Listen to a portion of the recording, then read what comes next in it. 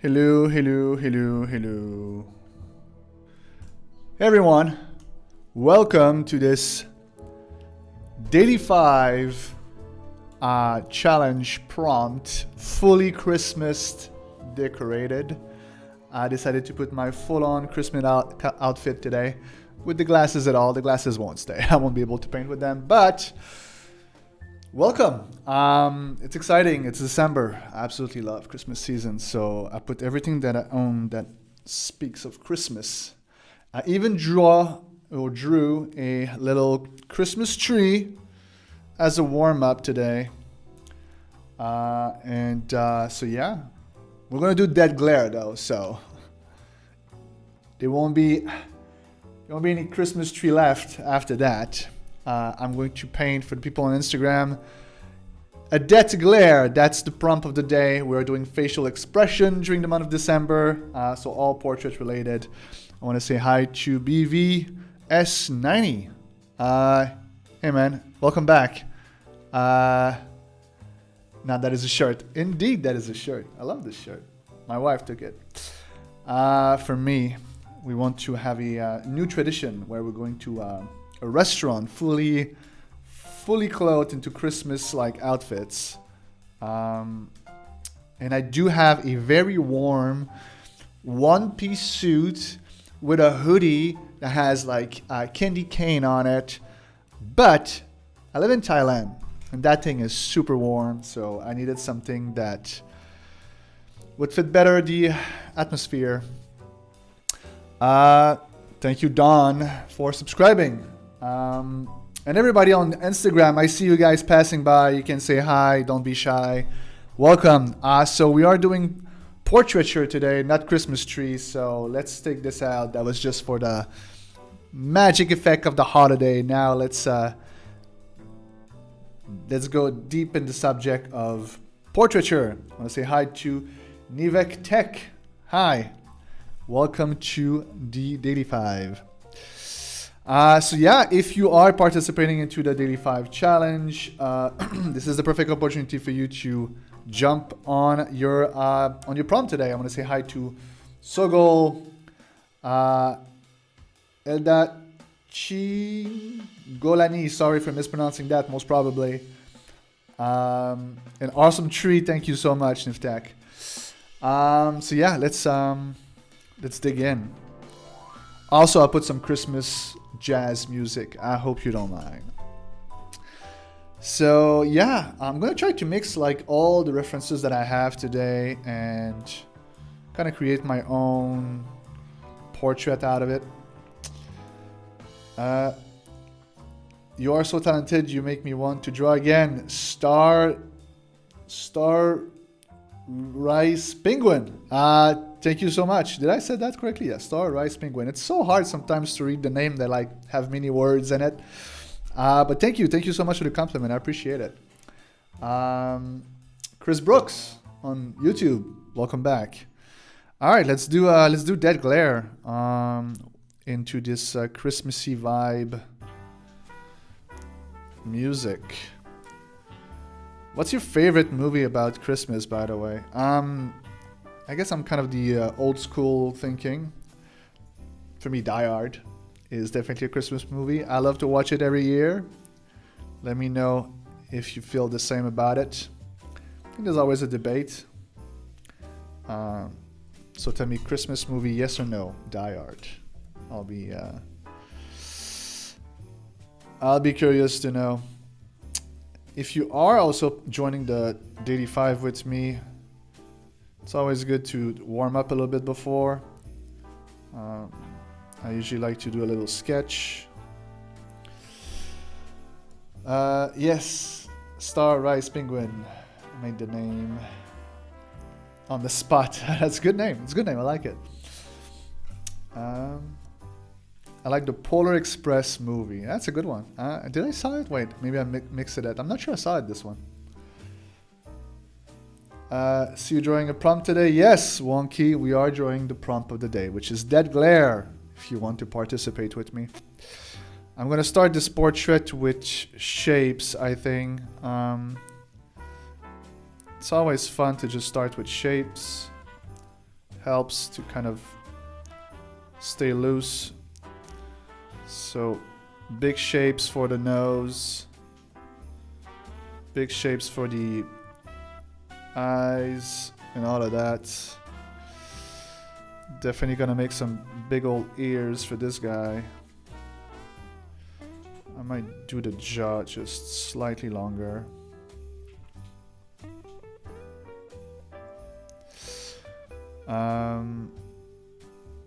So yeah. What else happened? I've been asking you guys for some question about my deco card that I'm creating. Thank you so much, everybody, that give me their feedback. It's super valuable. You have no idea. Doing 54 cards is going to be super difficult for me. And having just a little bit of help from you guys really makes a huge difference. So thank you for taking the time. If you haven't, you can check my Instagram posts. Anything about the cards usually will have like a question. I posted the queen, I believe, yesterday. There was no question, but with the queen done now, I'm going to do the jack next, and I'll have with that the almost finished series for the heart suit, which then I'll put it all together and present it to you guys, because that first suit is going to basically give the whole project kind of like the style that I want to have. So it's going to be super important that I feel confident with it all. Not gonna do with music with lyrics. Let's script that. So yeah. So I'm gonna make a YouTube video most probably with like the entire thing, and I'm gonna ask you guys to give me some feedback on it. So yeah. Okay. Didn't know that playlist had lyrics. Hopefully they don't have lyrics for the next ones. Yeah, okay. So yeah. So that's what's gonna happen with the cards. I'm super excited about the project. I can't wait to just complete it. Yesterday I went ahead and bought on the creative market a very expensive bundle of mock-ups for the cards, just so I could, like, I don't know, have fun kind of mucking them up.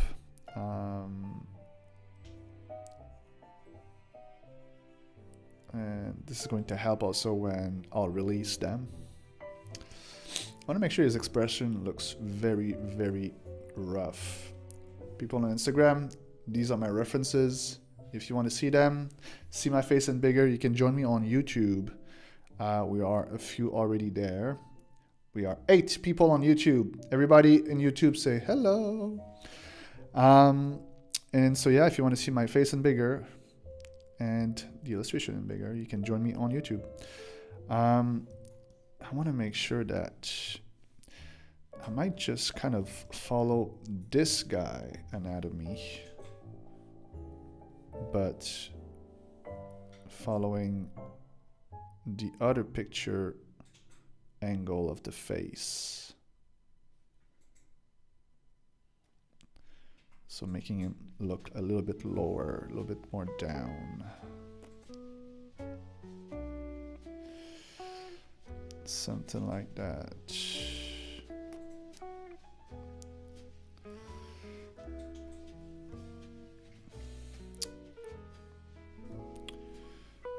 Gonna raise the ears, because when you're looking lower, all the features move a little bit. The ears go higher compared to the eyes. Let's put that down. Forehead, it's gonna be kind of biggish.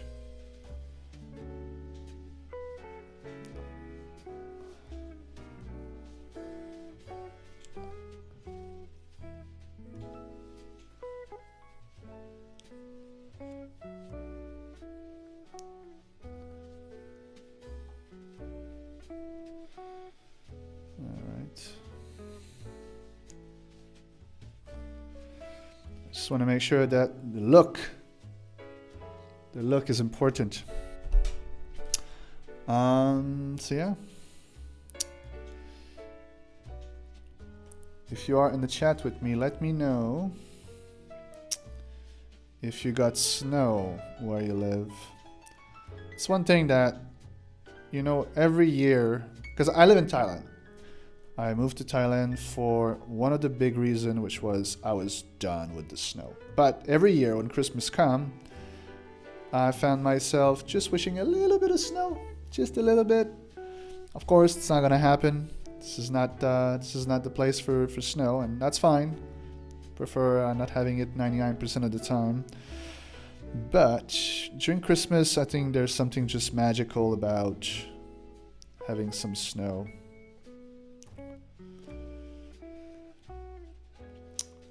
And Chris, on YouTube, you say a little snow this morning, but it was melt by the afternoon.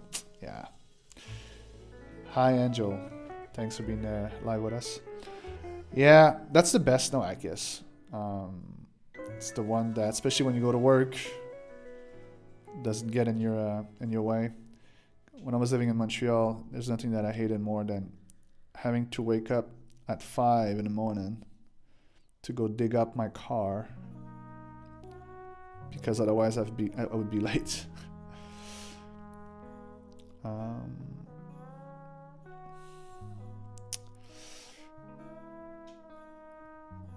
But especially with my son now, you know, I'm a new father. My son just turned 1. And there's something magical about going play in the snow during the holidays. So I would love for him to at least experience it once.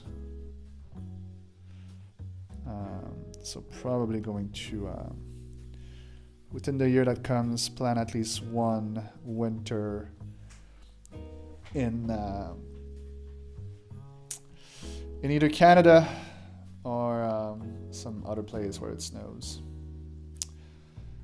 Never seen snow, you say, Star Rice Penguin. Where are you from? Let me know. Let me know.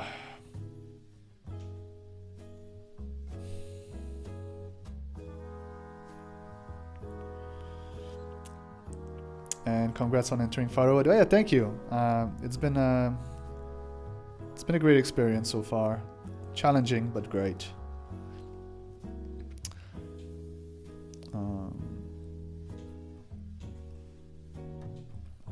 Let's change that eraser. I want to make sure that he looks massive, bigger jaw, bigger chin.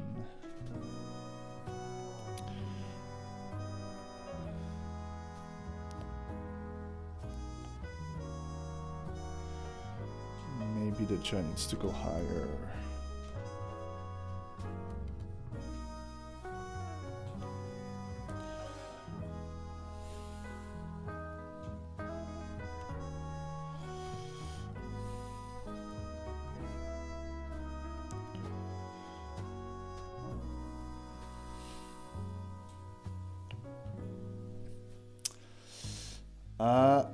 Christian, you say it's raining in Montreal. Yeah, you know, I have I have a lot of family and friends back home, and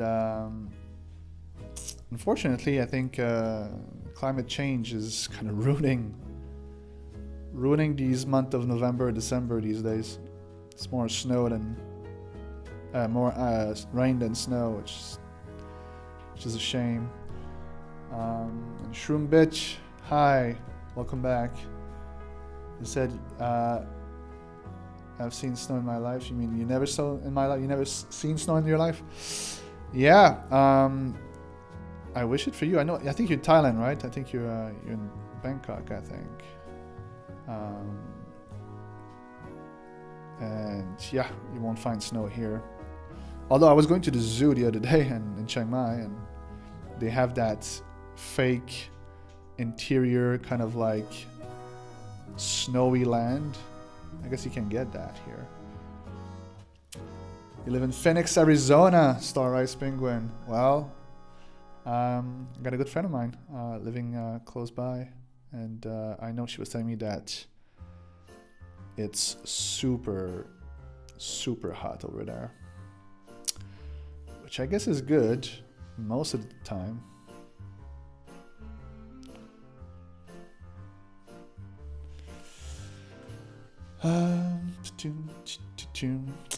But yeah, I got some of the best memories of Christmas time in Montreal.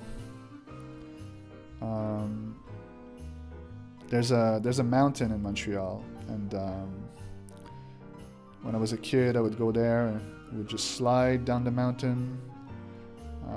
And the whole city that just transformed with the light that they put on the street, the stores that starts selling stuff and putting decoration. I don't know, there's something magical about it, you know. And even though, yes, it's kind of promoting all the evil in the world about consumerism and all that stuff, I just, you know, I put the glasses of my childhood on my face and just remember the magical time without all the political bullshit that comes with it. Nivtek, skin burn walking out the door in Phoenix last I was there, and monsoon popped out of nowhere at the hotel I stayed at. Good times. Wow, that's tough. Sorry.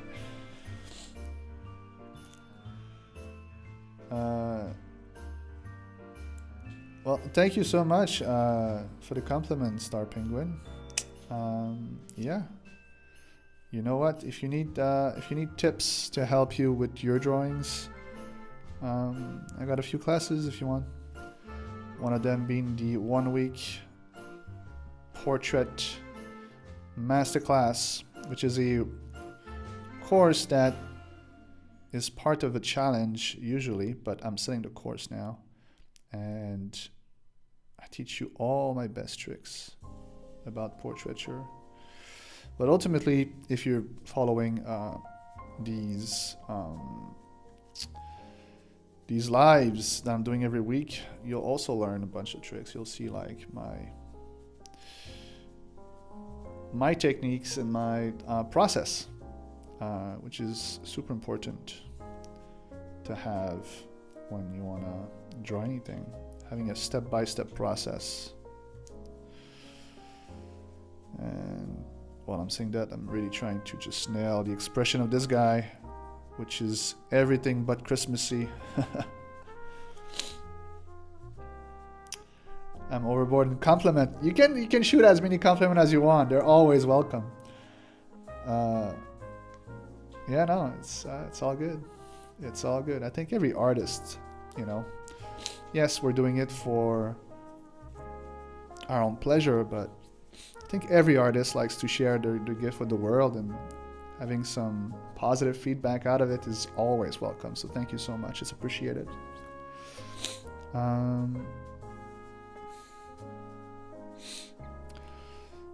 What I like about drawing men in particular is you can add all these little cross-contour lines that helps to define the form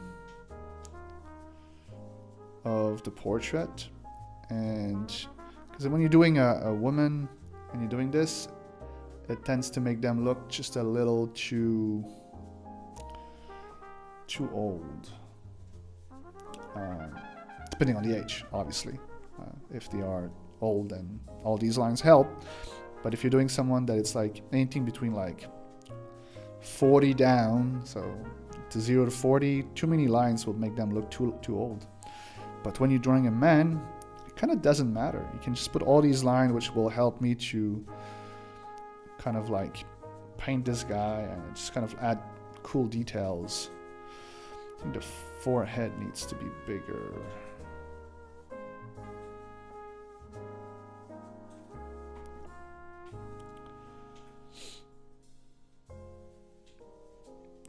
Maybe the sides of the head just slightly less large.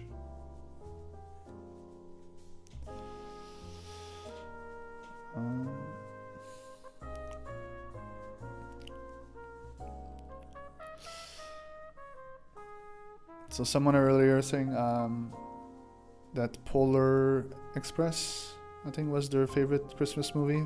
Mine being Die Hard. If you are here live with me, let me know what is yours. I was listening to Klaus yesterday. Did any of you guys watch Klaus? It's an anime movie. It's absolutely delightful. It tells like the story of how Santa Claus came to life, kind of thing, through like just a very nice story about a postman that is trying to kind of get out of a situation that he put himself in. It's really nice story. Star Penguin, you will look into taking the class. Well, yeah, I'm glad. Thank you so much. I appreciate it. If you want, there should be a link in the bio. But if you also want to be on the newsletter list and not miss everything, you can just put in the chat right now D5, the letter D and 5. I'm going to send you an invite to this challenge, as well as a set of my brushes, the brushes that I'm using right now to help you get started. They are made with Photoshop, but you'll be able to use them no matter your software. So yeah. Let's move that music. I just don't want the lyrics, really. Just the jazz. And alright, I might just change the playlist so I don't have to do that all the time.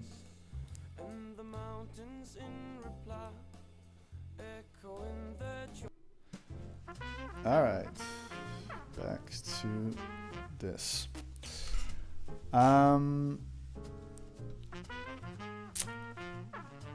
The Queen Never Cry meme. God damn, his neck is so thick, he looks like the knight in chess. I don't get the reference, but yeah.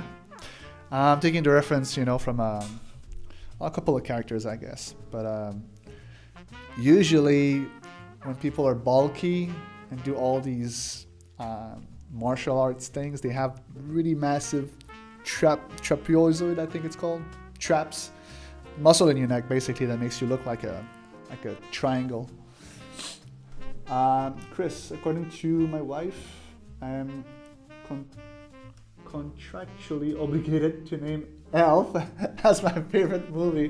That's funny. It's not a bad movie. It's a good movie. Hey, Kat. Welcome back.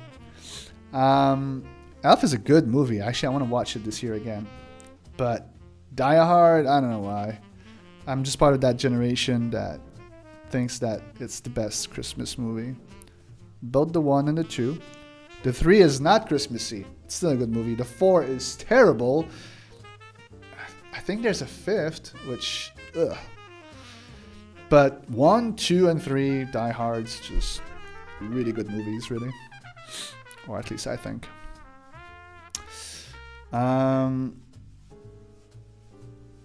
Alright, I think I got a good base to get started here. Let's add some colors to that dude. I've been having so much fun with adding colors to my portraits in that new project, the Christmas, the playing cards project I'm doing. It's been fun. It's been fun to just play with like bold shapes, and I'm gonna make all of this bigger.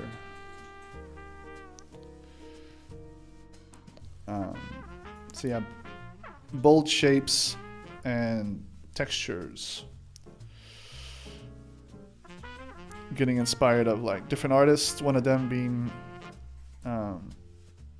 J.C. Landecker. Absolutely love the guy. We were talking about it the other day. His history. I think Kat was pulling out some historic facts that were pretty cool.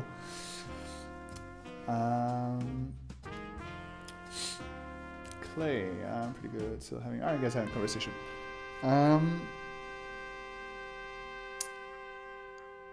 Trouble with value, though. You're having trouble with value, Clay? You're saying? Well, hopefully, I can help you right now. Values and colors. What is the most important?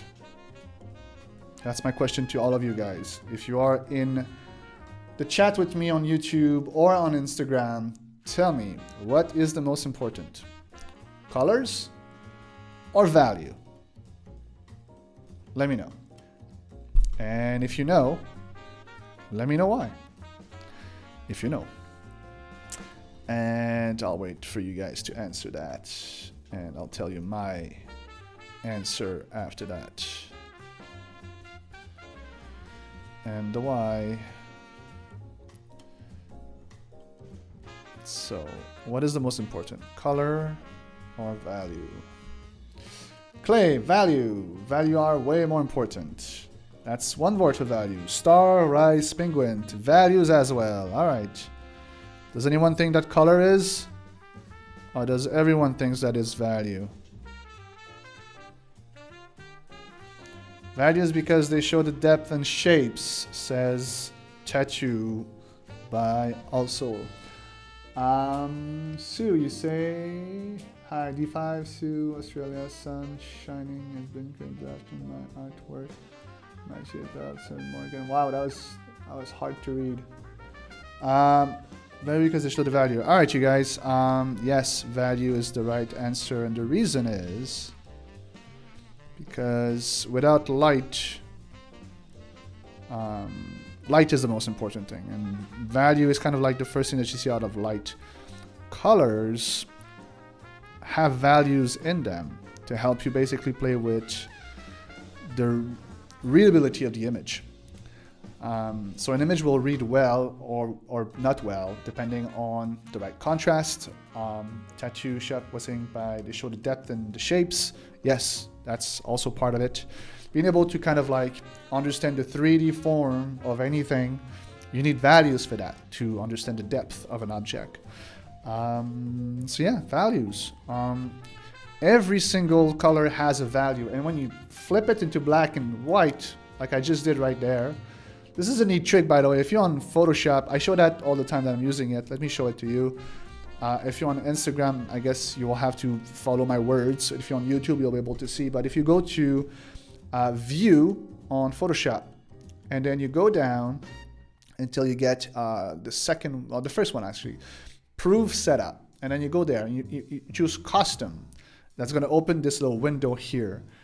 And then if you choose dot grain into the device simulate, dot grain 20, and press OK, then you'll be able to use the shortcut Command Y or Control Y, depending if you're on a PC or a Mac.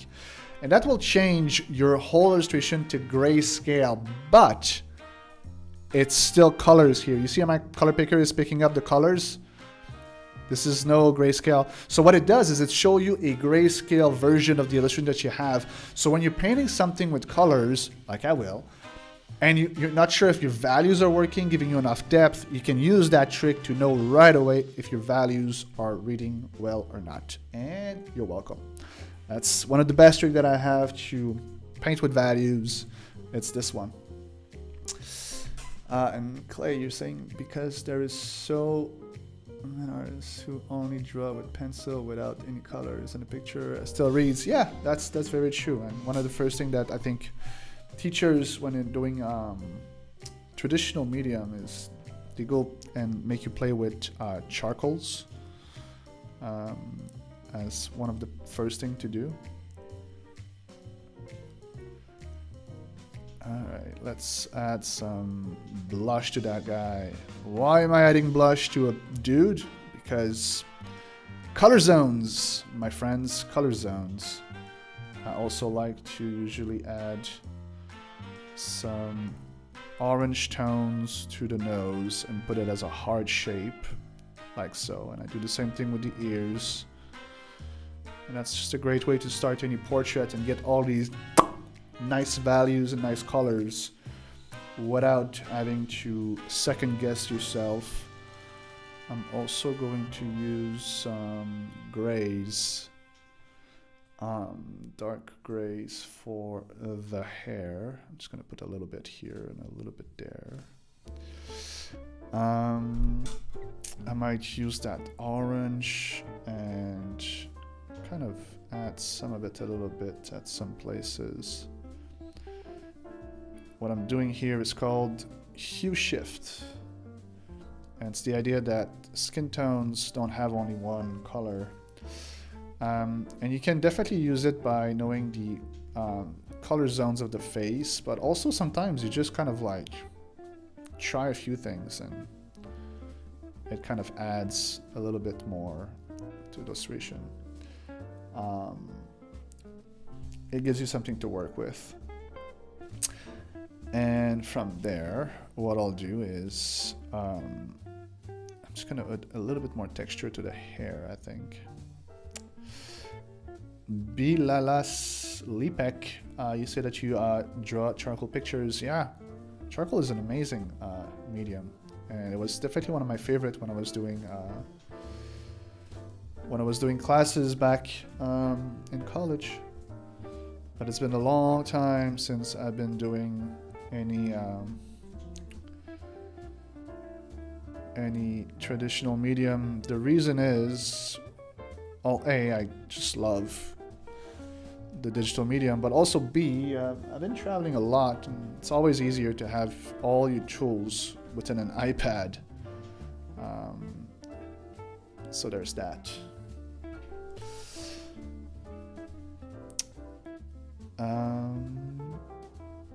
So how did you find your style? Is it certain way you draw a certain feature to it your style? Yeah, I mean, there's a lot of trial and error that comes into your style, but essentially what I've been doing for the past a few years, but especially this year, I'm kind of focusing on trying to nail the things that I like about certain artists and then getting those into my own workflow. So what I'm doing right now, for example, when I'm doing a portrait, I always do that. I start with the flat colors, I put a little blush, I put the nose and the ears, the colors that are more saturated, gives a certain look. And then as I render the lights, which I'm about to do, at a certain point I'm using a Landecker inspired technique, which is he was using a lot of textures to render his edges and his shapes and his gradients, and I kind of love doing that. If you're looking at my series on my playing cards right now that I'm doing on Instagram, you'll see that. What's happening here? Why is that? That's strange. Let me do this. That's not the right color, is it? It's strange. Give me a second. But if you go there, wow, that reads so differently here. That's amazing.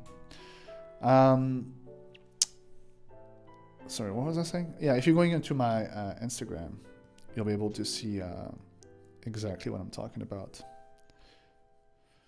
for this technique.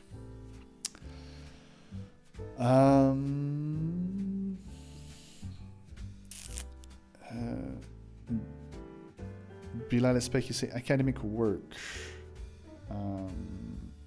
Yeah, I guess so. All right, let's push these eyes with a little bit more value. He's got some very thick and dark eyebrows.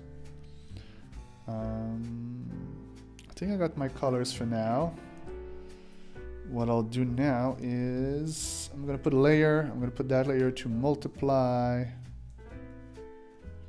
And I'm gonna put some basic lighting on it. I think I'm going to use a different reference for the lighting.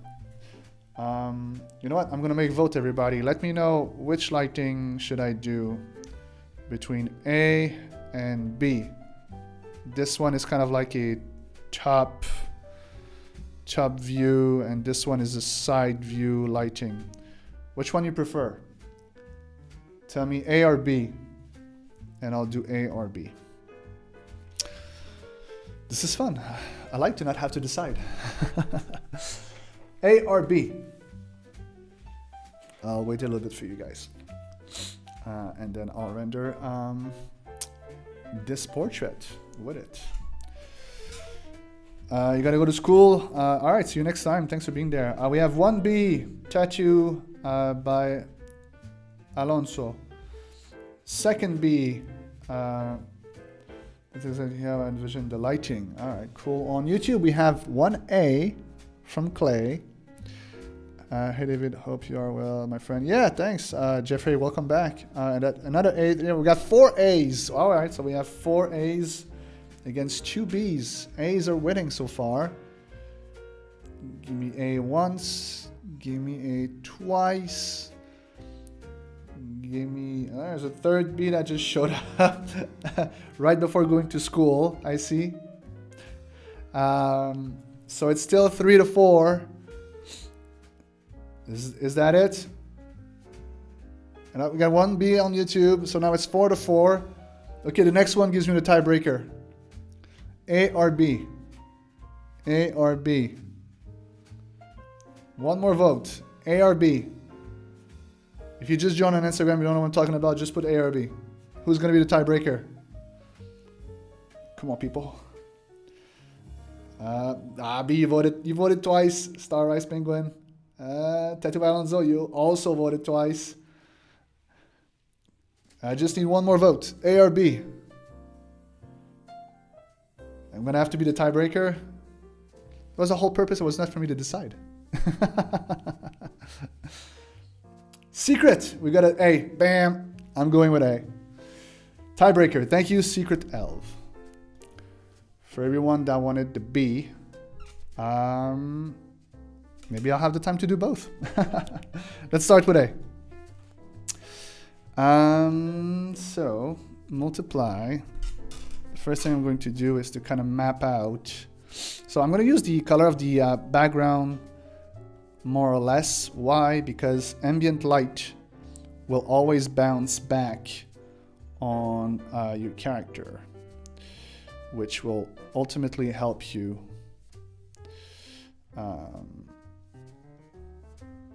to put color in your shadows, because most shadows have color. Actually, no, all shadows have colors, but most shadows have more saturated colors than the lights. True story. Damn it, I'll cheat next time.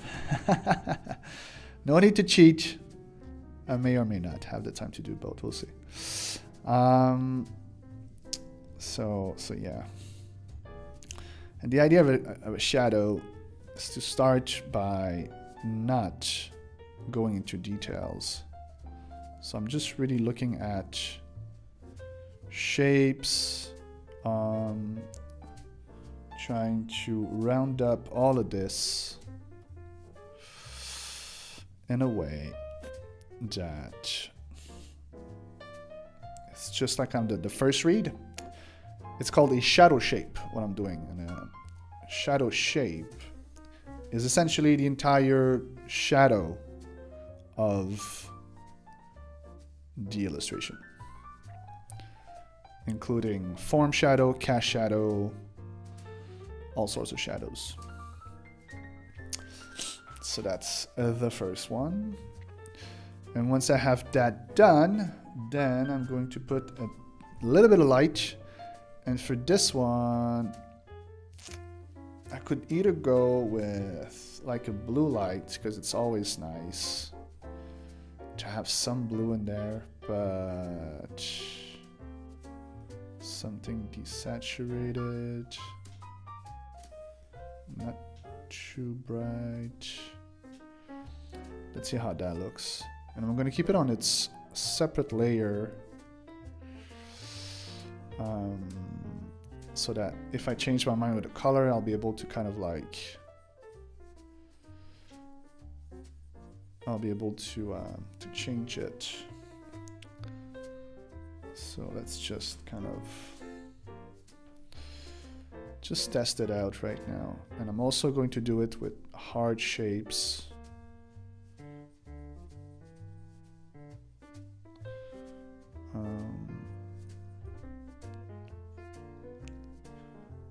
just placing what I need to give me the read.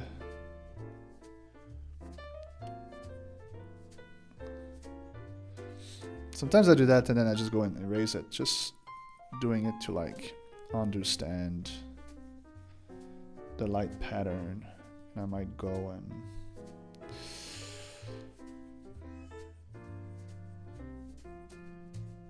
like to erase, but I don't know about the blue. I don't know.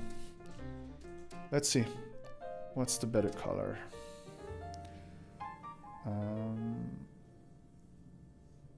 Let's colorize that thing. You see now, the yellow kind of creates something that's more tight, but the blue gives us some complementary color, which is interesting. Is there another color? Green. Green is kind of cool. It's almost kind of Christmassy. What do you guys think? Blue, more saturated, could be interesting. Pink kind of works. All right. I kind of like the green. All right, you guys, let me know. Green or blue? Green or blue? I'm taking the first vote that comes in. Whoever is faster. Green or blue? What should it be? It's a lot of power. Green. Cat. Bam. All right, let's go with green. It's also Christmassy, which works. All right, a bunch of greens coming on, so I guess green was the way to go. Awesome. All right, so with that being said, let's kind of like maybe settle down these lights a little. Or just, actually no, I'm going to do the opposite and put it even more. Having a mix of soft round brush and hard edge can also help. That's way too much though. I'm going to delete some of that and some of that and some of that light. And we'll come back afterwards.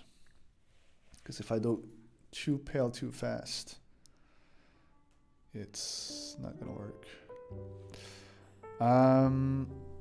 All right, I think we have the base. Now comes the time to render this bad boy. So that's the moment where I go over my lines and start rendering that thing. So I'm going to start using the colors that I already have, but I'm also going to mix some other colors. And let's go. That's also the space in the painting where I'm having a hard time to chattity chat and paint at the same time. It's always tough to do two things at the same time. And I'm essentially mixing three different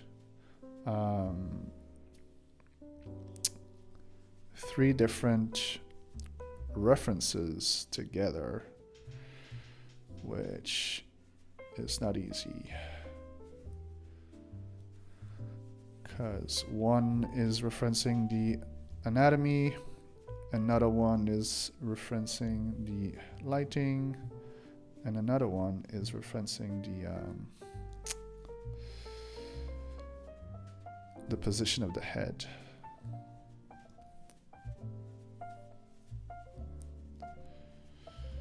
You know what? I think this technically would be darker. I think. But I might have some of that pale light coming in here. Maybe all over there.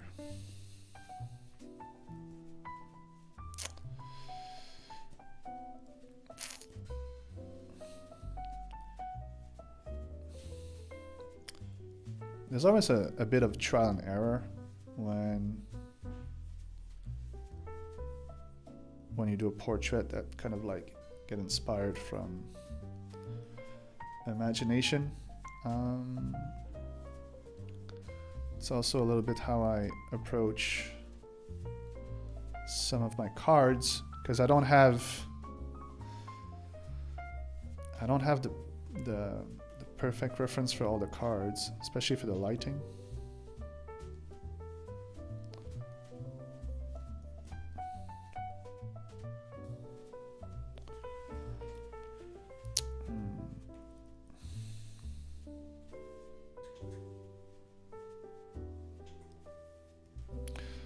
And I always like to start with the eyes, because once the eyes are done, everything feels just like you got this, you know?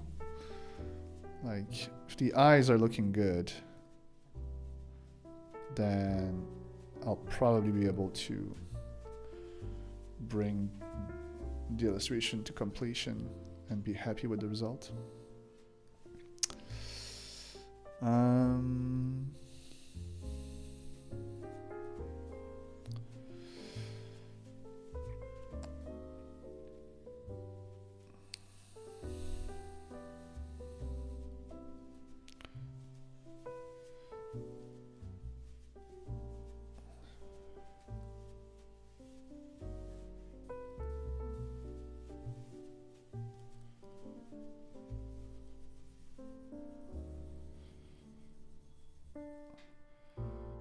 It's also the place where I'm going to use a little bit of the mixer brush tool and smudge tool to soften up a few things. And yeah, creating those important shapes and soften up the contours. Sometimes I'm gonna experiment with lights, like I'm putting that pink here just to see if it looks good. Sometimes it works, sometimes it doesn't. Sometimes it brings like just a happy accident, like would say Bob Ross.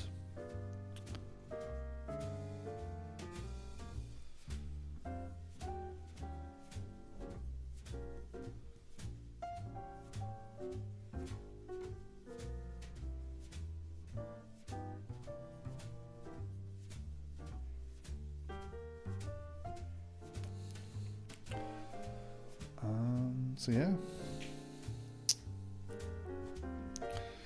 next week, this live will be on my birthday, so I might skip it, because yeah, and then the next one is on the 26th for me, 25th for everybody else.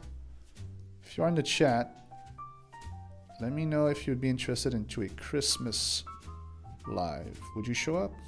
No, huh? I think we'll skip probably the next two. So I guess the next time we'll see each other live at the very least. I'll be on social for sure. I'm gonna keep drawing, but it might be next year that we see each other again.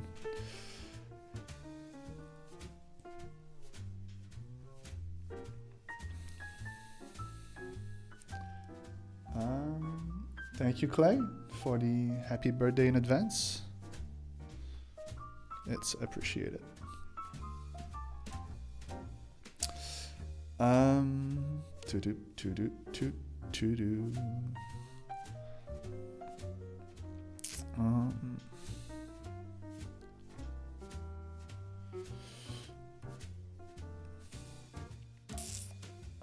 Take a break if you want. Yeah, thank you. I don't really want to take a break, but I think it's just because I kind of like doing this.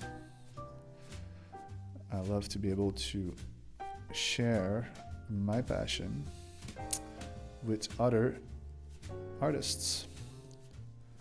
But for Christmas, it should be family. So I might take a break indeed.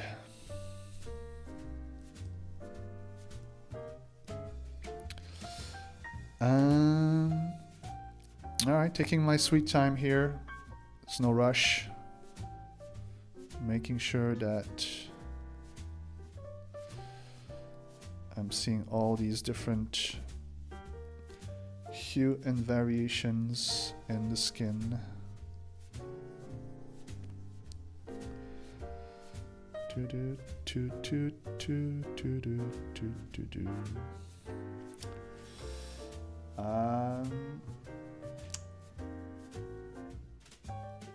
Baby first Christmas too. Where do you live? I'm in Thailand, Alonso. And no, it's the second Christmas. He just turned 1. But he was like a month old last year, so he couldn't really like understand anything. He understands a lot more now. So technically could be considered his like first Christmas, yes. So yeah.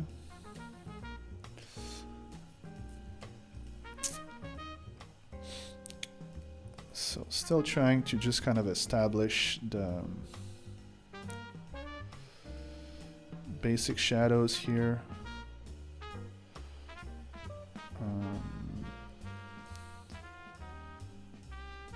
Getting some of that background color on him.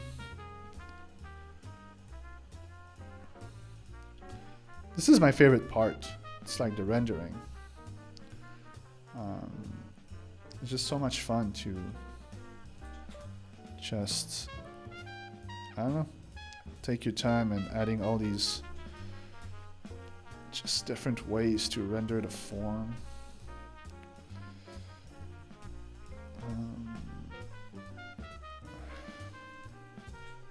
I feel like this needs to be darker all around.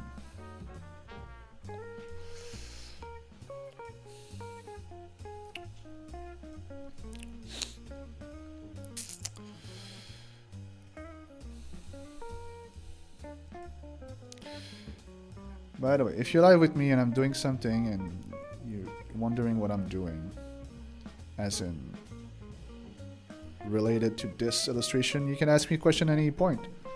And if it's relevant to what I'm doing, I will 100% take the time to show you. Sometimes I receive questions from you guys that are not related to the portrait or illustration that I'm doing, and then I won't take the time. But just a reminder that if you have any questions, I'm here to help. So yeah.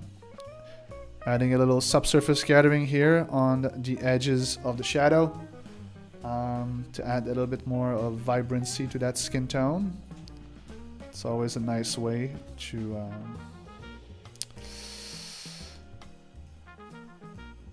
add some more details. What I consider details is how to play with the light in a way that enhance your character.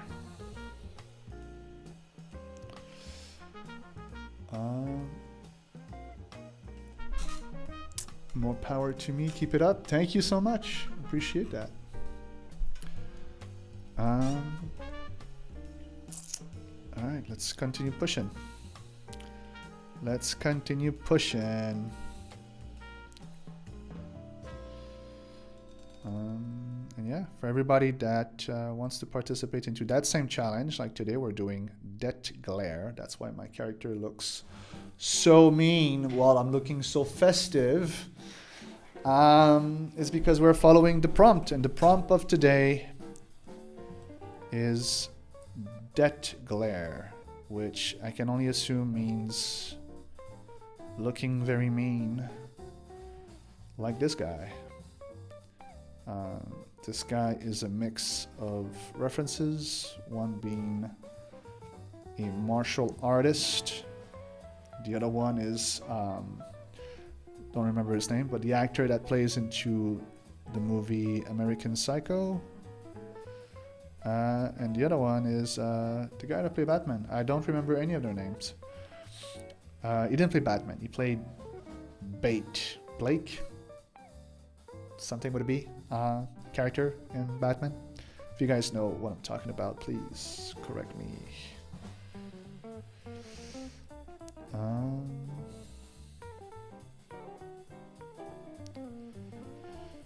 So, keep on pushing. Keep on pushing.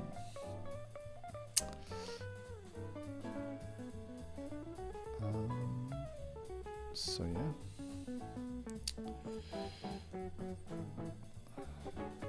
And if you're on Instagram, I know sometimes it doesn't feel like I'm seeing you, but I'm seeing you. I see you guys passing on. You can say hi, don't be shy. And if you want to join us on YouTube, then you'll be able to see the references that I'm using for this illustration and see my face in bigger, which is always a plus. Let's, be real. So yeah, you can join the party on YouTube if you want to.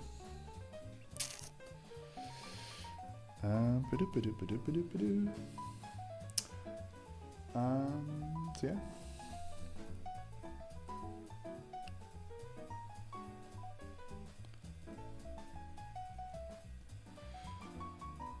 Trying to push that rendering.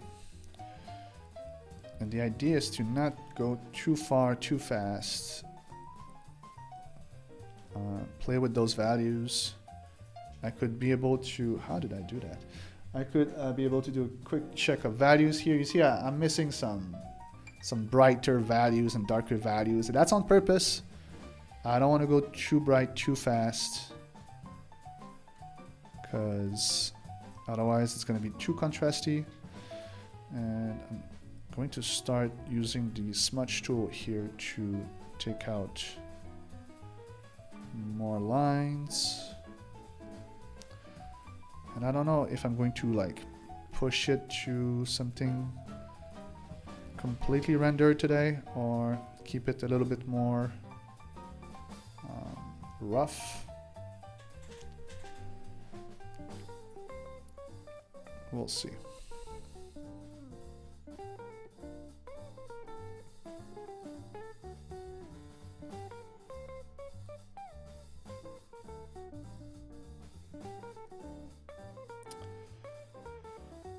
In the darkest place in the shadow, it is the core shadow.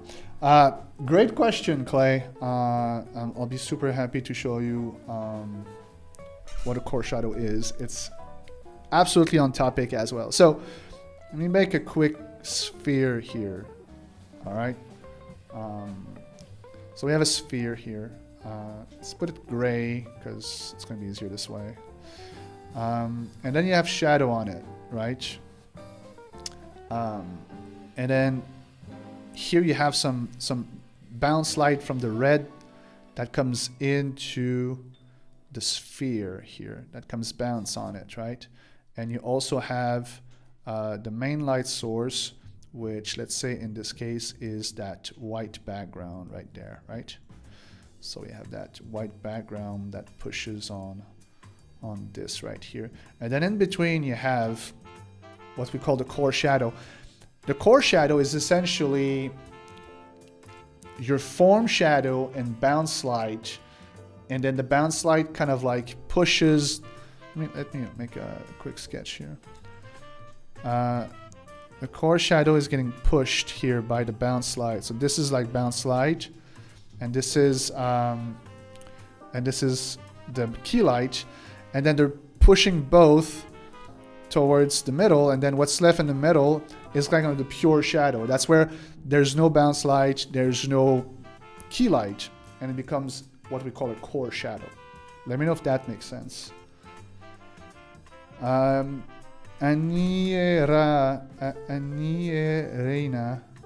Sorry for the translation. Sorry right away, but you use red as a reflex light in the shadow. Why didn't you make it a little lighter? You mean bounce light? Yes. with the background. Yes, so the idea that I wanted to do here is just to kind of like add it a little bit to represent that there's red in this. You know, there's probably a right way and a better way to do this. Right now, I'm just kind of placing the colors. As the artist, I'll be able to play with the values later on to adjust if I want more depth to it, if I want to blend the shadow with the background and have a lost edge where you almost lose the portrait into the color of the background. I can play with those. I'm not really following a precise reference for this. I'm mixing a few of them, so what you're seeing does make sense. I'm not following a precise recipe here. I'm just gonna let it go and see what could be done. Thanks for subscribing, guys. I see 2 of you subscribe. That's always great. And the explanation makes sense. Awesome.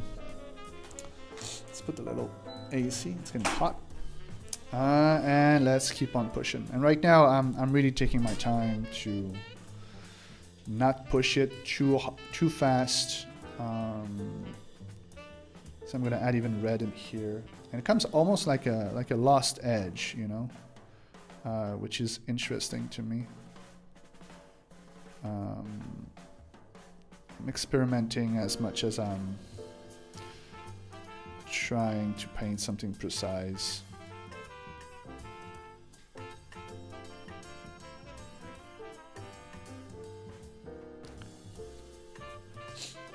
And you're welcome, Arena. Reina, sorry.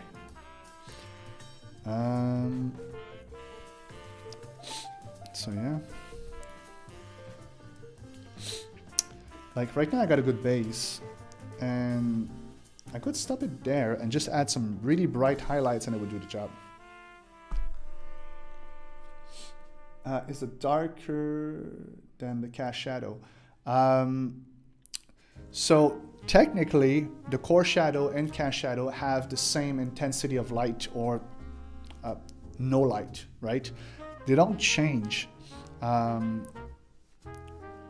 It's just, I don't know how to explain this one. But the core shadow usually is darker in value. It looks darker in value, yes. And that's what I'm having here, I think, right? For the most part, you can see that there is this this kind of line right there. That would be my core shadow. I could even like push it a little bit more here and have a little bit more of that core shadow continuing here. I could even have it in the hair right there, kind of, and just kind of like pushing that core shadow up to the edge like this. And so yeah, it's usually darker.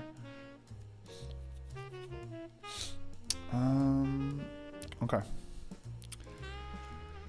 Let's see how we can push this one a little bit more.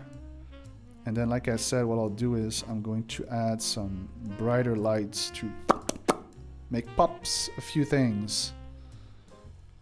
Because right now it's missing these depth for the whole thing.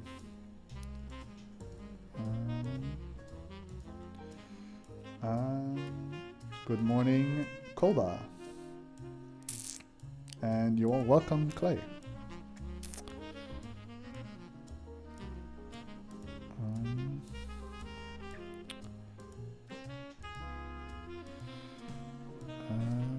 gonna add some shadow into this eye. Just a little bit. He's kind of his eye is kind of looking like this right now. I'm gonna try to fix that real quick.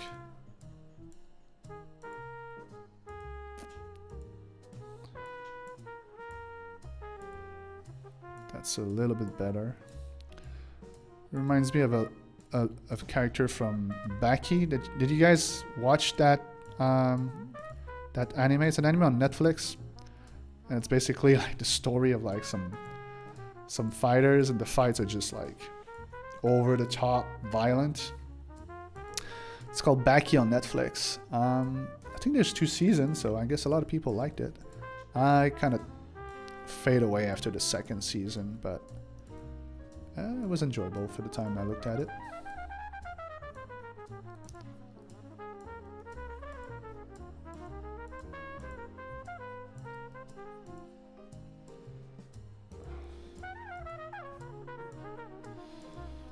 Very careful to not get too close, because it's when you get too close that you're losing the big picture.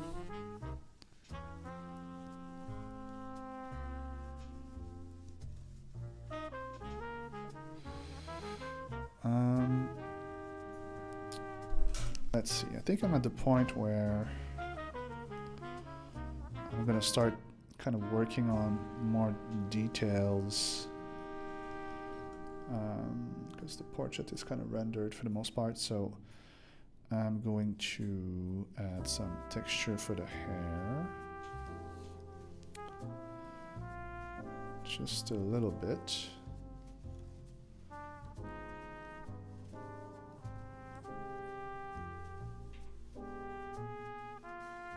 Like so. And then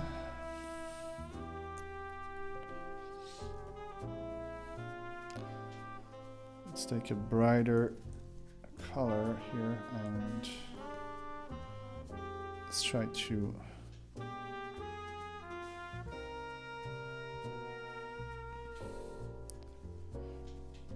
I'm going to go on a separate layer this time to kind of try to control the highlights.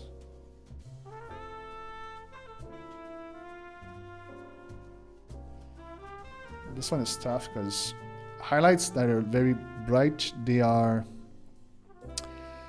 subject to the subject that you have. And obviously these are 2 different, like for the people on Instagram, I'm looking at this reference for the lighting of this character.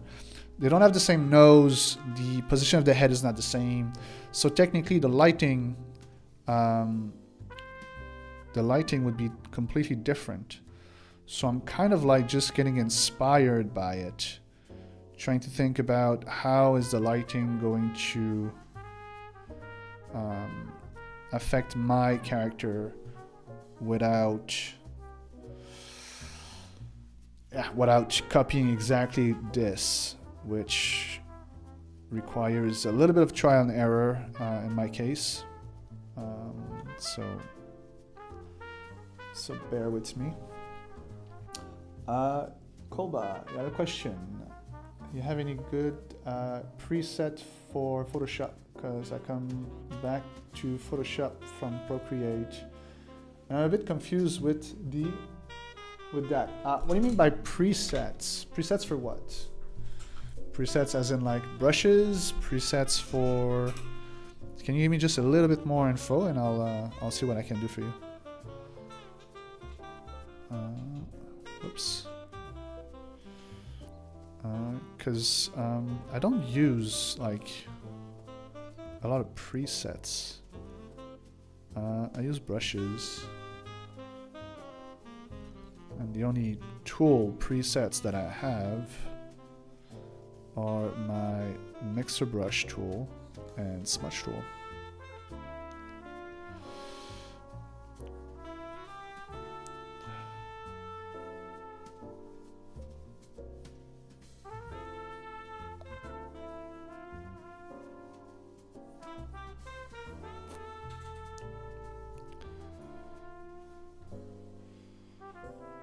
For all windows. You still don't understand, sorry. I'm not trying to be annoying. Can you just give me more information? What do you mean by windows?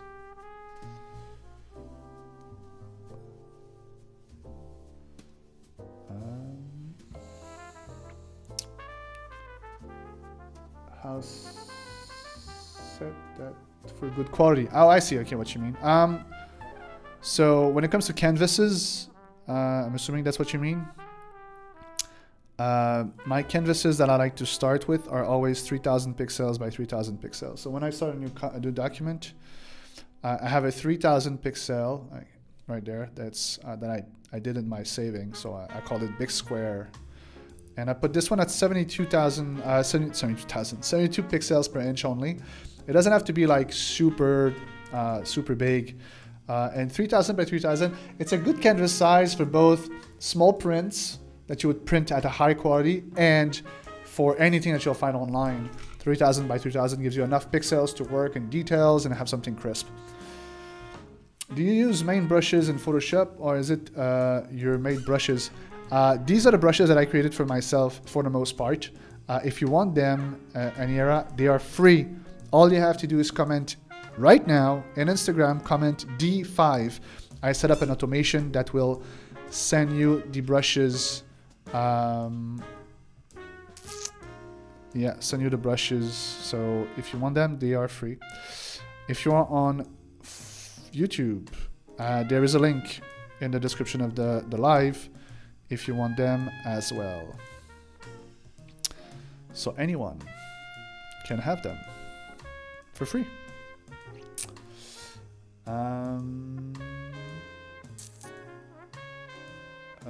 So it's fun. Haha. Yes, just 3K. Okay, yeah. So I'm assuming I answer your question. Yeah. And you guys let me know if the automation works if you're on Instagram. It's supposed to work. It's supposed to work. You're supposed to receive a DM with a link, and then you can get more information about the D5 challenge and a link to the brushes. Let me know if it's working. Sometimes it's buggy. And if it's buggy, then you can check in the the bio. There is a link for it as well.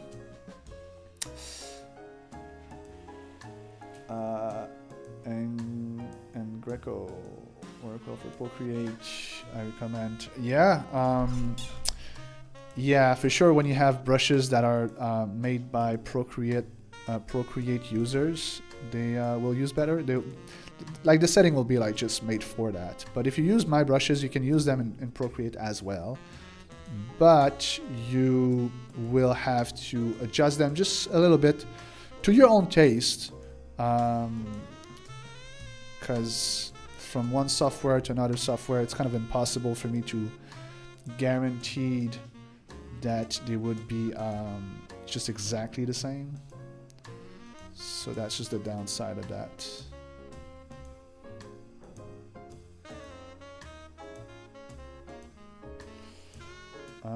That's too saturated.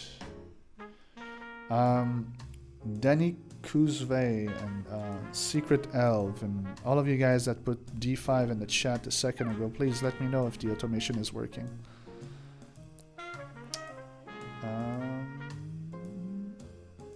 Yeah.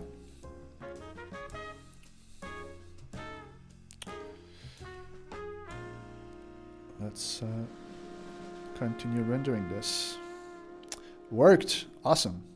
Then you are welcome.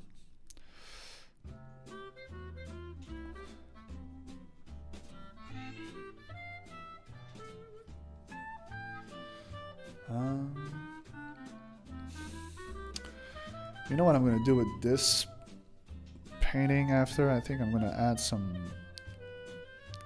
hard lines at a few places. I've been doing this for a few of my portraits. It helps the stylization, and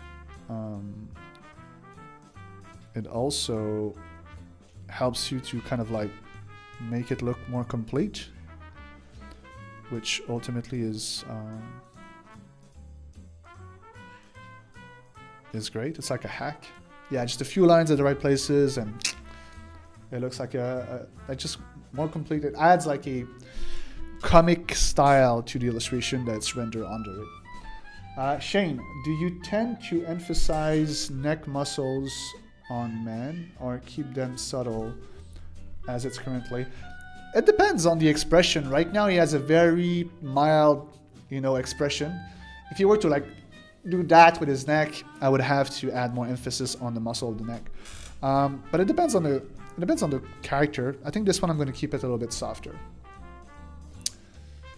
So yeah.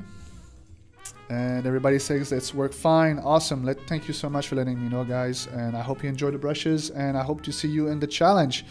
We have the whole community participating into the Paintable Tribe. The tribe is what I named this awesome community on Discord. So I'm looking forward to see you guys there. Let's see if I can add some more kind of line-ish to this guy's forehead. Just a little bit. That's interesting.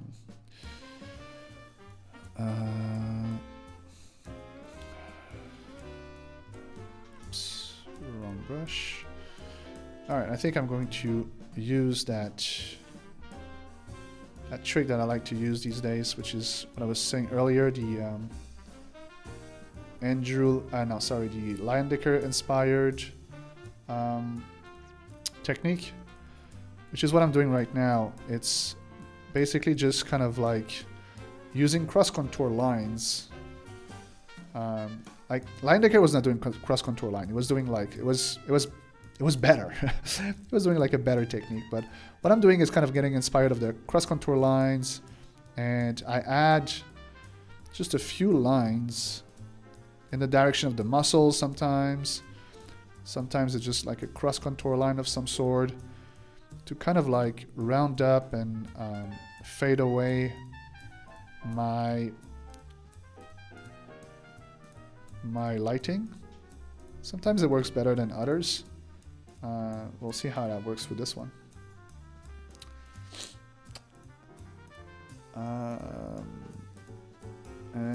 Nice, need to try Discord for sure. Yeah, please join us. It's a nice community where we absolutely do not tolerate, trolls. So if you want a safe environment where you can learn, share your work, have some feedback from other artists, it's a great place to be. It's a great place to be. We have some amazing moderators in there that have been there for many years to help us keep the peace, which is great. Because I'm not able to do everything by myself. Everybody needs help from time to time. And yeah.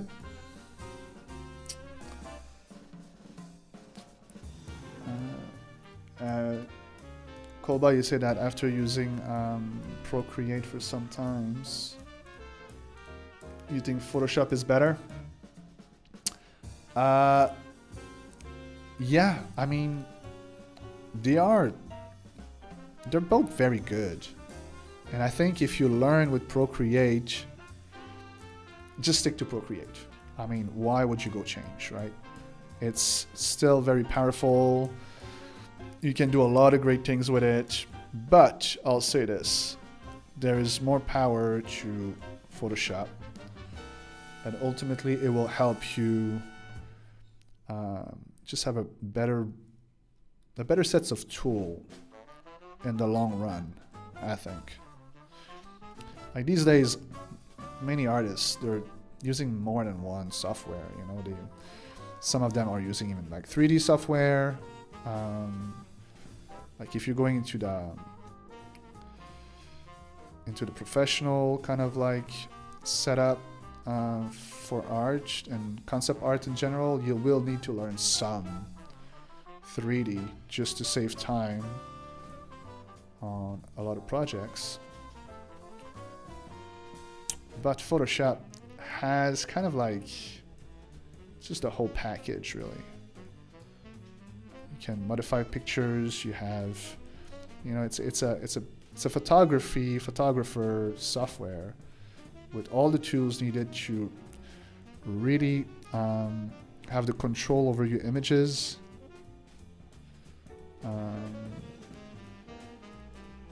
So yeah, it's just a little bit more powerful.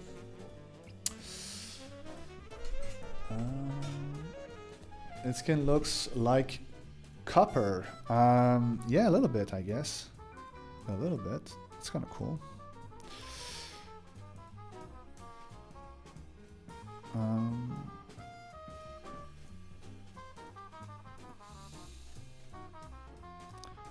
Having fun with all these lines that I'm adding. Just it adds details without having to like overdo it, overthinking it.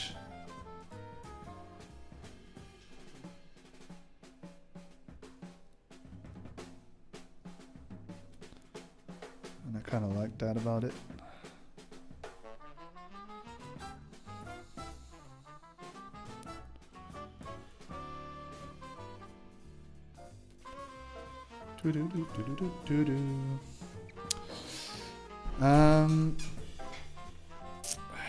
I think I'm gonna try. I don't know if I'm gonna be able to, but I'm gonna try to kind of like almost make him disappear on the left. Like there's like lost edges of a little bit. So I'm painting the background in there.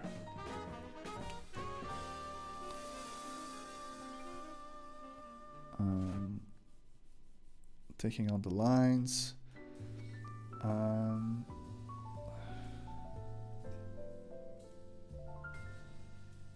Which is pretty cool, I think, as an effect.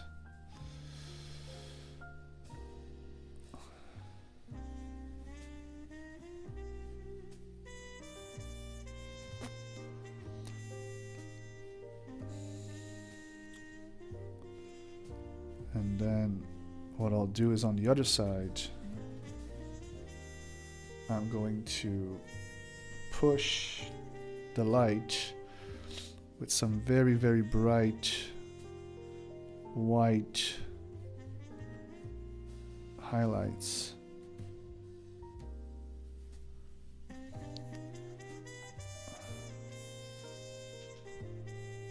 Gotta be careful, because if I put too much, it's just not gonna work.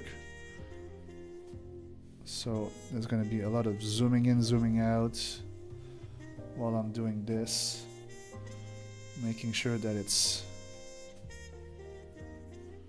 reading well.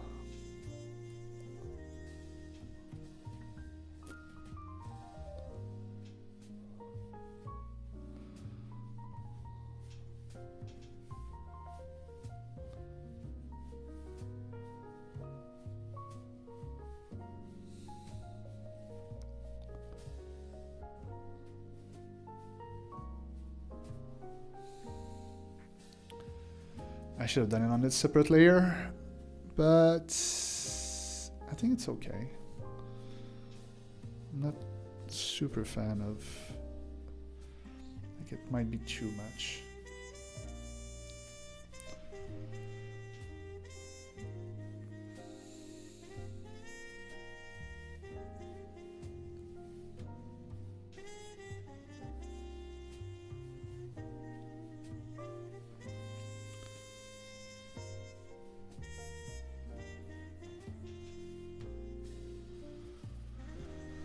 Catch up with the chat real quick. Kolba, you say I like to learn new things. Procreate is good for I guess fun, and Photoshop is more stationary. Yeah, definitely. You'll be able to like move around with Procreate and your iPad in general, which has its own advantages for sure. But I'm not a very good like artist on the go. I know some people are like just taking advantage fully of like the mobility of their iPad, and they go in cafes and all of that. I like to stay in my studio for the most part when I'm painting. I do like the idea. I think it's like a very nice and romantic idea of like going in a cafe and being inspired from people. Like I was going to the supermarket the other day and I saw a guy just having his sketchbook right there and kind of sketching away. I don't know what he was sketching. I didn't check, but he was sketching right there, and I thought, oh, that's nice. But personally, I feel pressure when it's funny because I got a bunch of people watching me right now, right? But when I got people that are physically around me, it just adds a different kind of pressure, and I just my brain is not able to concentrate, and I just don't like it. I don't know if you guys can relate. But yeah. Nivtech, using Photoshop for my class and currently using it to paint a 3D model while also watching this awesome piece. Well, thank you so much. I appreciate it, and I'm glad that you're painting at the same time. You know, there's a bit of it's a bit what I'm trying to do with these lives is to inspire everyone to just take the time. After all, I'm doing the Daily 5 right now, which for the people that are not quite sure what that is, it's that challenge that pushes you to take a minimum of 5 minutes every day to paint just a little bit, and to this way gain some much needed momentum as an artist, because we all need from time to time to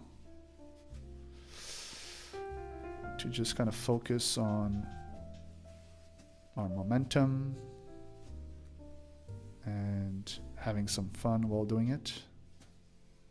So that's what the challenge is all about.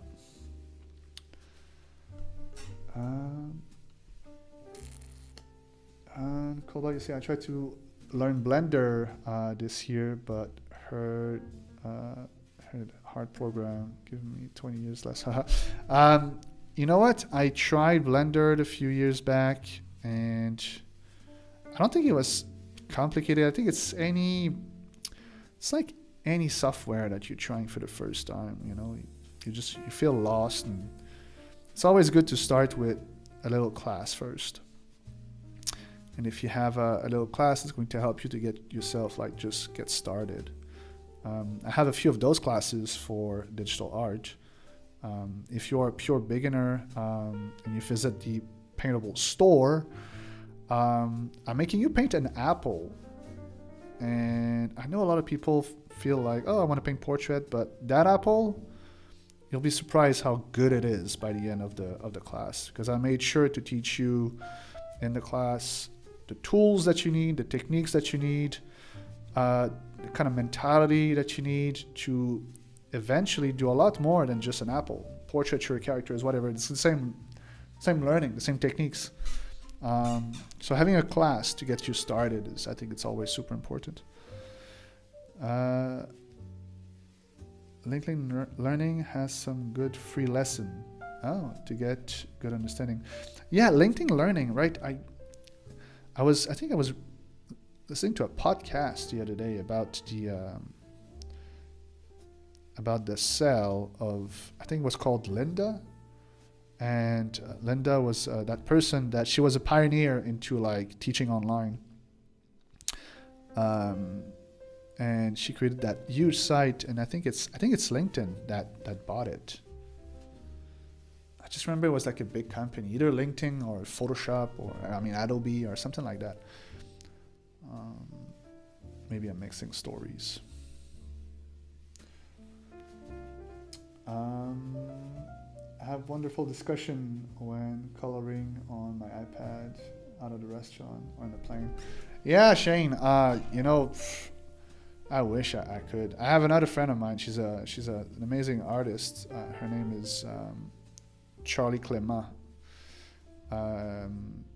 And I'm following her on social, and she always had these amazing pictures of her in all sorts of contexts. And she says that she paints when she's on the plane, which kudos to her, because I took a bunch of planes and I had plenty of opportunities to paint on those planes, and I just can't. First of all, I hate flying, which it stressed me. So when I'm stressed, I'm not very creative. But also, I need more space. I need to feel in my environment. Carl, welcome back. I don't know if you're there for a while. You've been very quiet. I agree. I like the idea of doing things elsewhere, but my main setup with big screen Wacom tablet is where I'm most productive. Yes, I'm right with you. I'm right with you. All right, I feel like this portrait is pretty much where I wanted it to be for the most part. I think I'm gonna have some fun. I'm gonna jazz it up in a second. Call by you say, lucky guy, I need to go work for 20 minutes. All right, see you later. Have to learn for sure. Yeah, bye, Kolba. See you next time. All right, so how do we make this a little better? I'm not sure about this lost edge here. I might just kind of like play around with some hard lines and have some more fun with all of this. Let's see. Let's see.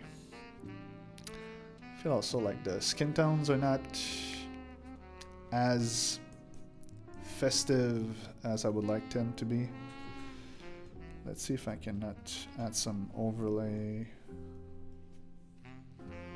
to some places and just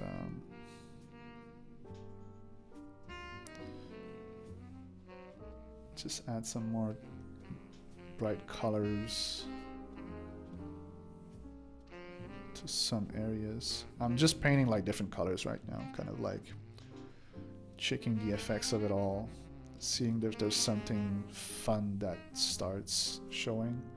I like that pink. That's kind of interesting.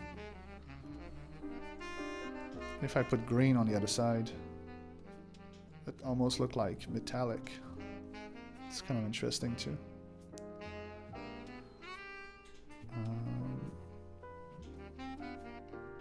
How's that looking?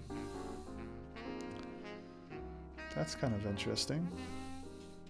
Let's see if we can. So the idea is like I'm using this and then I go back and start continuing the rendering, but with all these new values now, and some I push even further.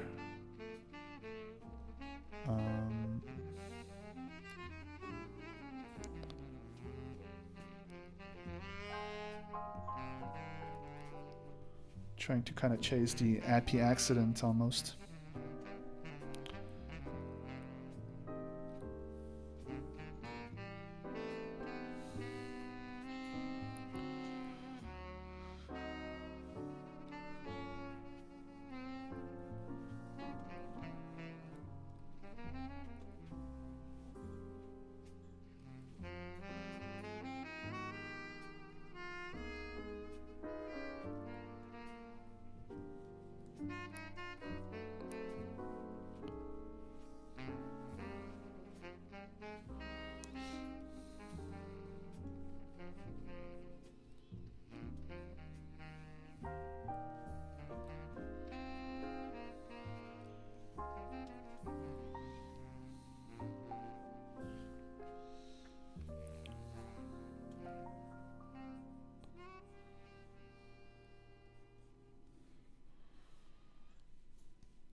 I think that definitely jazz it up.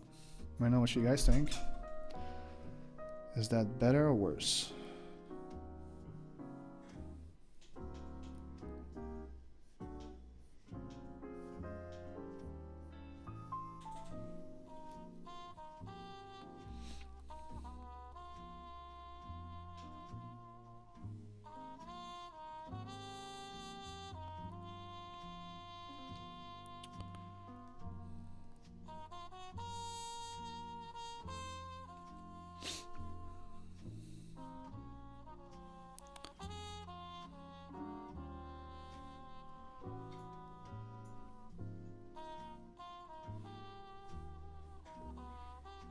make a thicker dark line here to kind of help with contrast. See what that does.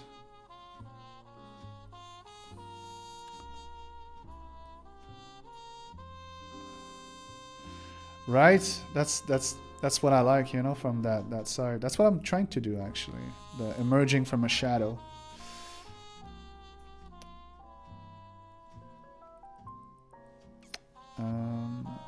Yeah.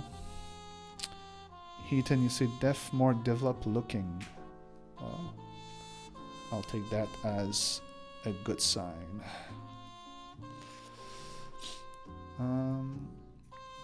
What I like to do sometimes, you know, I think we saw that like into like art, like the art that you saw on Grand Theft Auto. I don't know if you guys remember that art.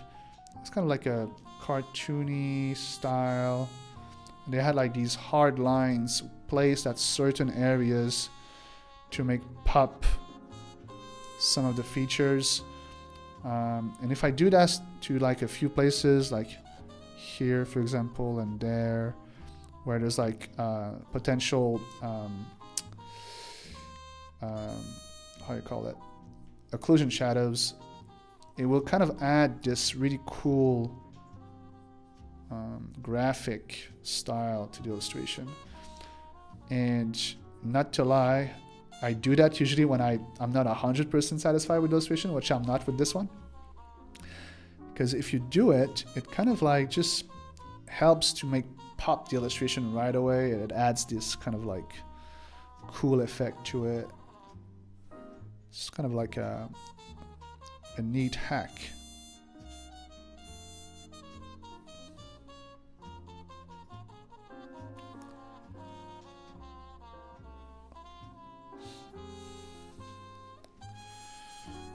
You know, there's so many times that I paint and I only post the progress, right? But you don't see in the progress like how many times did I not like the illustration, and how many times I changed something or pushed something, or it took me more time. I tried something, I deleted it. But at least in these lives, if you have, you know, the chance to be there live with me, you're seeing all of these coming live.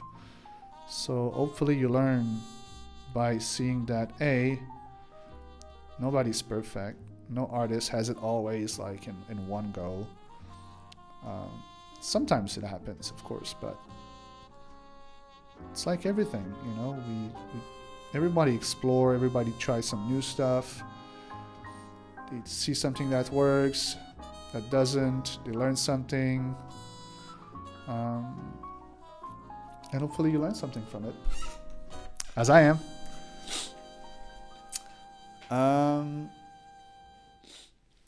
Can't you say maybe you should put the violet on the other side in the shadow?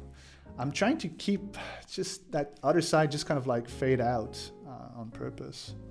And Shane, you say GTA and Arcane both left the line in, and reminds me of what you have here. A little bit, I guess. Thanks. I'll take that as a compliment. You say, don't fall in love with the image. You feel you can change it. Yes, 100%. I love saying that. Don't fall in love with your art. Because if you fall in love with your heart, not your heart, with your art, you'll fear making changes. Actually, I posted, I think it was yesterday. I posted a reel of my Queen of Heart. That was the card from the deck of cards that I'm creating. And I had to redo the entire face. And I was putting into the reel that I lost 45 minutes because I was too scared to start over again. But the second that I started over again, I liked it way more. And it's just to show that sometimes you cannot get attached to every single illustration. You have to have a more professional way to approach your art, in a way that you have, let's say, a client, And ultimately, if it's not working well, and the client says it's not working well, you have to redo it. So you do the same thing with your art, and you'll just get better faster. Is this slide going to be saved? Wonderful sketch. Yes, Brush O Mania on Instagram. It's each time that I finish it, this is going to be recorded on YouTube. So you'll be able to go on YouTube and have the replay there for you to enjoy. All the lives that I've been doing for the past year are there. So if you want to go watch them, be my guest. And if you want something that it's a little bit more constructed, like a class, I have also a lot of those. You can either check the bio on Instagram or the Paintable store. If you go paintable.cc/store, or of course, you can check the DPA.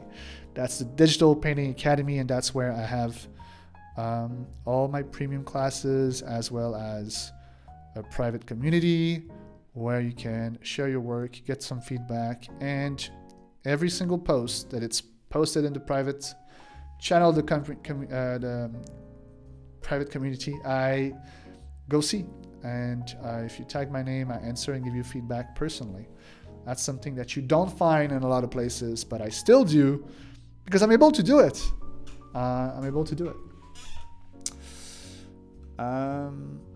Carl, the only thing I fear is flipping the canvas. You know what? It's funny you say that because I was scared to do it. I'm just going to do it now because you said it. It's going to look ugly and I know it. That's just a layer. Yeah, you know what? Yeah, I mean, it could be better, but yeah, it's not that bad. Let's put all of this on one layer. I'm gonna move the iris just to make sure that he's looking straight at us for the most part. The rest is not so bad. I mean, it's very sketchy, which I don't mind completely. Could be less sketchy, but that's not so bad. All right, I'm still having a few minutes with you guys. How about we create some cool stuff with this one? Let's add tattoos on his face. I put a drop. A drop apparently is a tattoo when you have killed some people, but to me it will always represent not that, but Johnny Depp into a movie that I watched when I was a young kid. I don't remember the name of the movie. I'm very bad at names, but I just remember he was playing like a kind of a rockabilly 1950s kid, and it's like it's a musical, and I hate musical, but I was a kid at the time. I guess I didn't mind. And he had these drop there. And at the time I was a kid, so I didn't thought about it. I didn't know what it meant. And then years later, I learned that it was because he had killed someone. But I like tattoos in general for my characters. I feel like, I don't know, it adds a lot of style to it.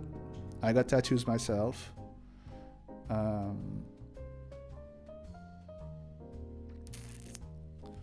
So I think it's interesting. Let's keep them graphic. What else can we add from the storytelling? Crybaby, Crybaby, thank you so much. Yes, Chris, you got it right. It was Crybaby. I watched it like a million times when I was a kid. I think it was like one summer, and it was like on some Crybaby also Ethan on Instagram. You guys, yeah. Something like that, right? Yeah, no, it is Crybaby. Where are you from? I'm Canadian. But yeah, Crybaby. I think it was a summer. They had it like on a VHS, and I would just like repeat it and repeat it and repeat it. Where was I? catching up with the chat. The Oriflame to canvas, yes. My last image was awesome until I flipped the canvas and the side of the face in a different dimension entirely. Yes, you know, but it's a very cool tool to have, to be able to flip it, right? And Carly said, David, he saved my by having a straight on portrait of the plane definition of this. Yeah, thanks. Yeah, thanks. When it's facing, it's usually like easier, I think, to flip it. I'm trying to see if we're able to like create some cool stuff just for fun. I did that for my fan art of Jinx. I put it was bang, I think I put, but for this guy maybe we can write the word fight. Maybe more tight.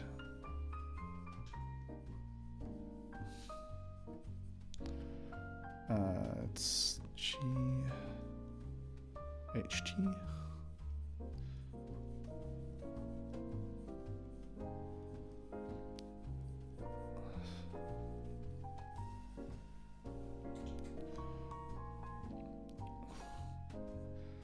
And maybe I can write another word.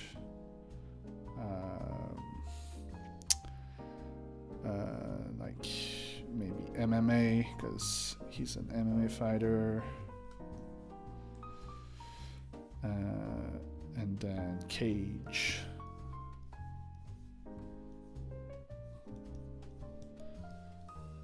I could put even like cage artist. Because he's a cage artist. I don't know if you guys are following the MMA. I used to. I don't anymore. Just because no really reason. I used to have friends that do it, and since I moved to Thailand, I don't know a lot of people that follow the MMA. Whoops. And I'm just gonna put path here. Let's see if I can put that on the background.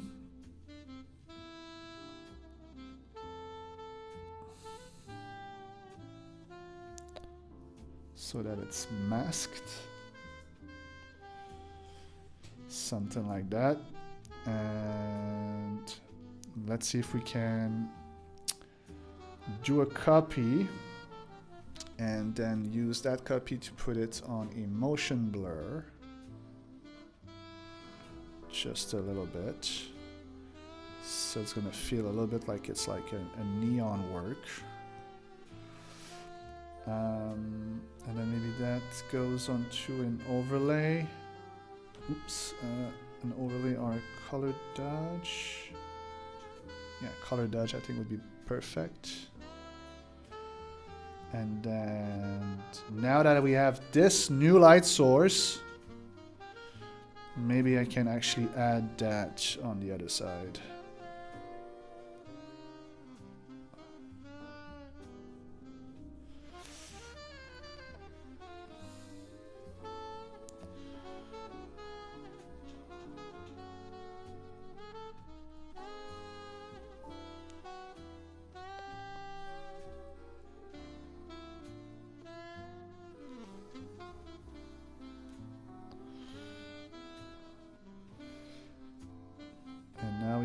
A whole different depth that comes from this new light source. What do you guys think?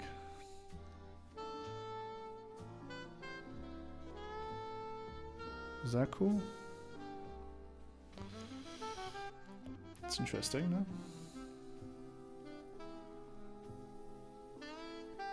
Making sure the core shadow is dark enough to get the right contrast in between the two.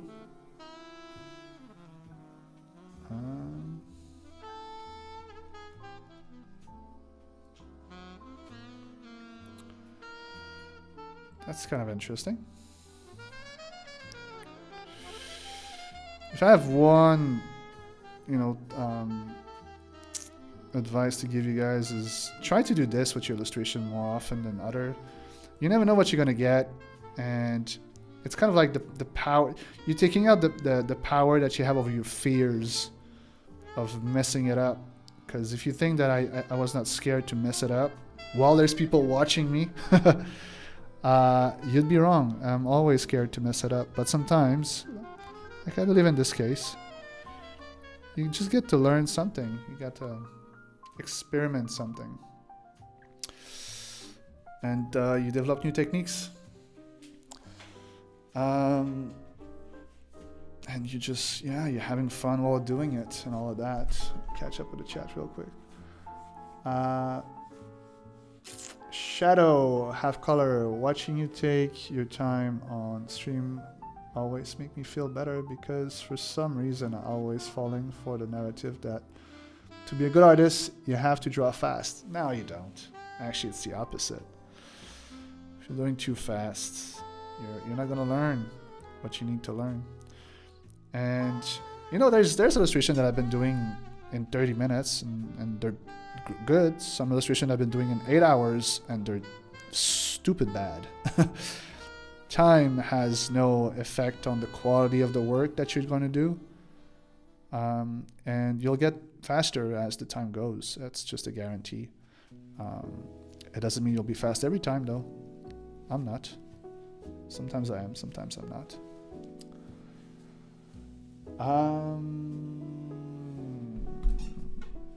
Anna, hi David. I'm new here, but I follow you for a long time, and I've been painting with a tablet, but just bought one XP pen. I don't know where to start. Okay, well, Anna, you're in luck. I'm going to help you start. So what you're going to do is you're going to go to the tribe. So right now you're on YouTube. So go in the tribe. There's a link in the description. The community that we have on Discord, it's called the tribe. In Discord, there is a channel where I give free access to my basic 101 class. It's 100% free. You'll be able to learn the basic tools that you need to get started. Okay, you can find it there, and you can find it on my YouTube channel. But my YouTube channel is it's buried a little bit. If you go into the tribe, I'm going to give you a direct link to it. And if you need help with this, you can email me at hello@paintable.cc, and I'll help you from there. It's going to be my pleasure, and welcome to the digital world. I'm happy you decided to buy yourself a tablet. What kind of brush are you using? The Art of Mr. Moon. I'm using the kit that I give for free for the D5 channel challenge. If you do D5 in the chat on Instagram, I'm going to give you a link. There's an automation for it. You'll be able to download the same brushes that I'm using. Moonfish, fast artists tend to be one who have workflow for set deadlines. Yes, and I have such a workflow, believe it or not. But it's not because you can do something fast that you should do it fast, if that makes sense. They all feel all you need is to comment D5. Yes, D5.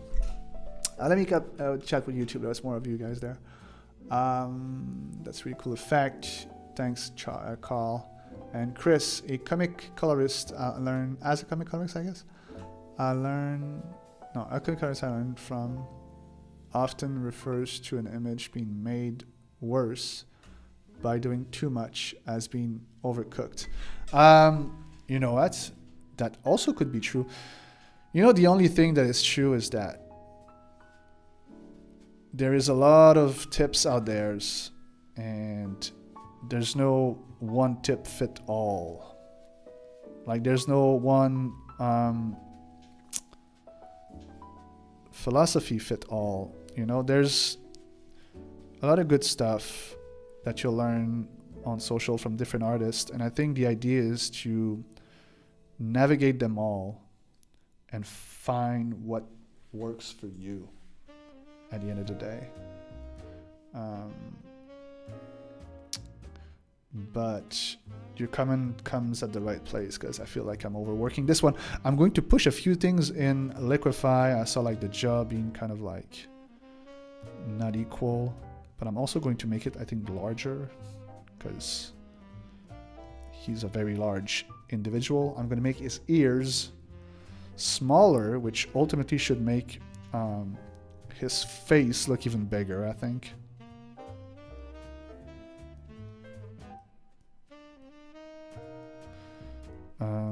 I could make the eyes smaller, which again will make his face look more gigantic. Same thing with the nose. Start playing with those features. Even the mouth could be smaller. And all of a sudden, he just looks just a little bit bigger. I don't think I like it though. No, cancel. I'm just gonna fix the jaw.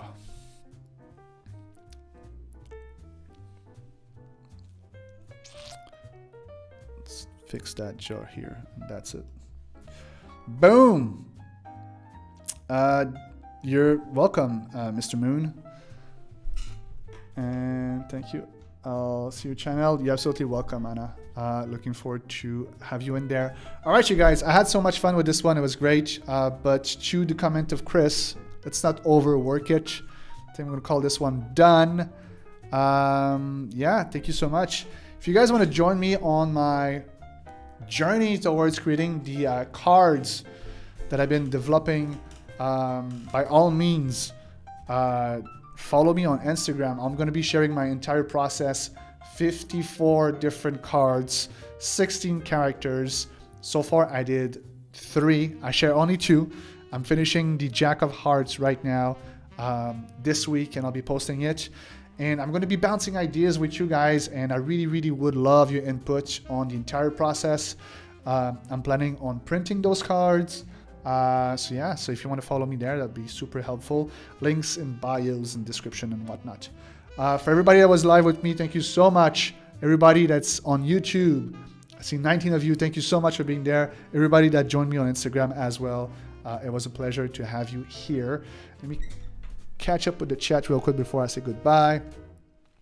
Shane, you say, for me, it's not much of working fast as needing to stop wasting time. Lots of time spent looking at references, lots of time lost due to not preparing or setting aside time to work. Yes, that's very true. Having a daily kind of habit helps with this. Joining the daily 5 can help.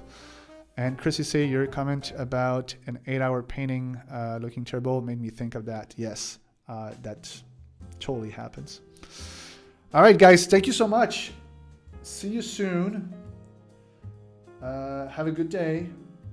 Thank you so much for all the love. And stay Christmassy, guys.